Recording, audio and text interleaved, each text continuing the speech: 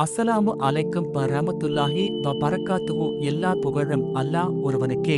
நபி முஹம்மத் ஸல்லல்லாஹு அலைஹி வஸல்லம் அவர்கள் மீது சாந்தியும் சமாதானமும் உண்டாவதாக.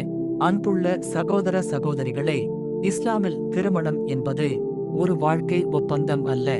அது அல்லாஹ் ஏற்படுத்திய ஒரு புனிதமான இபாதத். கணவன் மற்றும் மனைவி ஒருவருக்கொருவர் அமைதியாக வாழ வேண்டும் என்பதற்காக அல்லாஹ் நிக்காஹ் என்ற அழகான நியாமத்தை கொடுத்தான். இந்த உலகில் எல்லாரும் தேடுவது ஒன்றுதான், அமைதி. அந்த அமைதி பணம், அழகு, பதவி இவைகளால் இல்லை, ஈமானோடு கூடிய திருமண வாழ்க்கையில்தான் இருக்கிறது. கணவன் என்பவன் வீட்டில் அரசன் ஆகஸ்ட் வரவில்லை, குடும்பத்தை பாதுகாக்க வந்தவன். மனைவியின் கண்ணீருக்கு கணவன் காரணமாக இருக்கக்கூடாது. அவள் துவாவில் கணவனின் பெயர் இருக்க வேண்டும். நபி சொன்னார்கள், உங்களில் சிறந்தவர் தன் மனைவிக்கு நல்ல முறையில் நடந்து கொள்பவர்.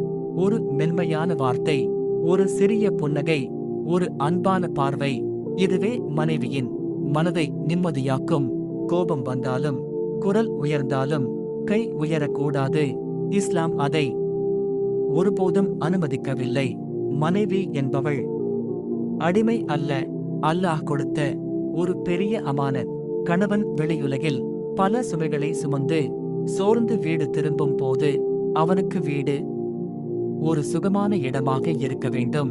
அவனுடைய குறைகளை உடனே சுட்டிக்காட்டாமல் அவனுடைய முயற்சிகளை முதலில் பாருங்கள்.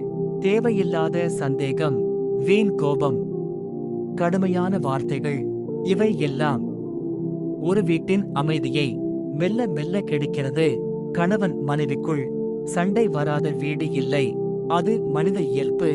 ஆனால் சண்டையை எப்படி முடிக்கிறோம் என்பதே முக்கியம். கோபம் வந்தால் உடனே பேச வேண்டாம். சிறிது நேரம் அமைதியாக இருங்கள், வுது செய்யுங்கள், அல்லாஹ்வை நினையுங்கள். ஏனென்றால் ஷைதான் மிகவும் சந்தோஷப்படுவது கணவன் மனைவி பிரிவை பார்த்துதான். ஒரு மன்னிப்பு, ஒரு அமைதியான வார்த்தை, ஒரு மென்மையான அணுகுமுறை ஒரு குடும்பத்தை அழிவிலிருந்து காப்பாற்றும். பலர் நினைக்கிறார்கள், அழகான வாழ்க்கை என்றால் பிரச்சனை இல்லாத வாழ்க்கை என்று.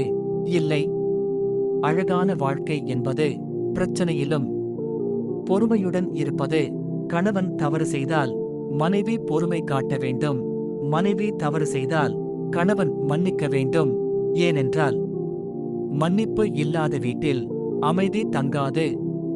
கணவன் மற்றும் மனைவி சேர்ந்து துஆ செய்வது மிகவும் சக்தி வாய்ந்த ஒன்று. அவர்கள் சேர்ந்து அல்லாஹ்விடம் அழைத்தால் அது வானத்தை தாண்டி அர்ஷ் வரை சென்று சேரும். பணம் இல்லாத வீட்டிலும் ஈமான் இருந்தால் அங்கு பரக்கத் இருக்கும்.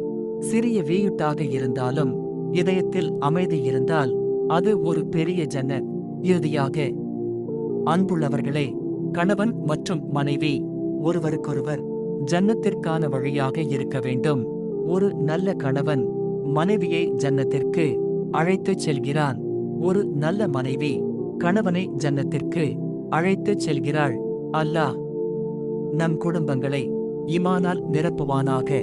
அமைதி, பொறுமை, அன்பு நிறைந்த வாழ்க்கையை எங்களுக்கு அளிப்பானாக. ஆமீன், ஆமீன் யா ரப்பில் ஆலமீன்.